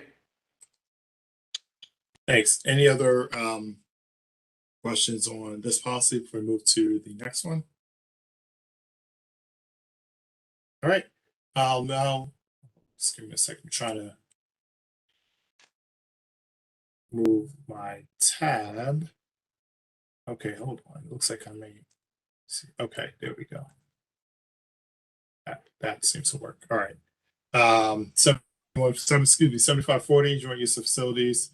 The Board of Ed supports the joint expenditure of school district funds and municipal or county funds to provide facilities from which the community may derive benefits. The board may, as opportunity or need arises, and is permissible by law, join with, and then we have to choose one of the following, in acquiring, improving, equipping, operating, and maintaining jointly used facilities in accordance with applicable law. I presume for this one, we would choose this middle one here, each governing body that comprises the school district. That seems to be the recommendation from, I see Mr. Burnside and Dr. Tilda nodding their heads furiously. That's the recommendation of the district. Any questions on that? Okay, thank you for that. Let me stop sharing. Okay. And now with the policies, we have to do our second public speaks before new business. So let's do that first. We're now at the time for hearings of individuals and delegations, also known as public speaks. This is an opportunity for you to share your concerns about an item on the agenda, but it's not a time for dialogue with the board. The board requests that you state your name and the town of your residence for the record. We will set the time limit to 2 minutes for each speaker, and we ask that you respect that time limit. We must cut you off so it does not appear as if we are giving anyone an advantage to share their views over another individual. Speakers have the full protection of free speech during public speaks. However, this form does not protect you from the subject of your free speech pursuing libel or slander charges. And finally, the board recommends that all members of our community follow the chain of command. Okay, Mr. Bonds, I just want to make sure here. Scroll down, but I don't think there's any new additions to this spreadsheet. Is that right? You seeing the same thing? Yeah, I'm seeing the same thing. Okay, so that concludes our second public speaks. We're now at the time for new business. Does anyone have any new business for this evening? Remember what letter? Ooh. So actually this is something that was on the agenda, but I think we accidentally just didn't talk about it. So I don't know if it's new business, but we talked about this in the last finance committee meeting. With regards to technology upgrades in the form of student access cards into Columbia High School. I know, Mr. Bonds, you were going to look into some of the financials and making an investment like that. And I just wasn't sure if you had those numbers available. We'd like to talk about that in executive session as well. That's part of what we want to share with the board. Okay. Right. It's part of the security considerations, yes. Okay. I just wasn't sure because it was Yep.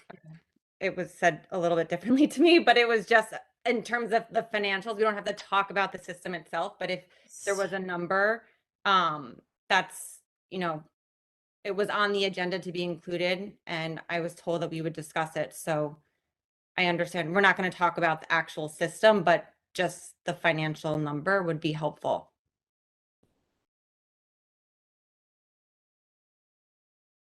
Dr. Taylor, is that a Yeah, I would just say it's more than one number, right? And it depends on what's included. And I would just like to be able to give you the context of it. Then, you know, that would, I think it's just more appropriate for executive session. Okay, understood. Because you're saying it's not. All right, got it. But I just wanted to ask why we were allowed, I literally had a call today where I was told that this was on the agenda and we were going to. So Dr. Taylor, I'm sorry, board member. I just wanted, Dr. Taylor, can you, is there, I guess, does the range, is it your thought process that the range of options might lead someone to think that things are, is that what it is? Because I would think that we could, you know, a range of numbers could be within the realm, but I'm just wondering if if the thought is that the range may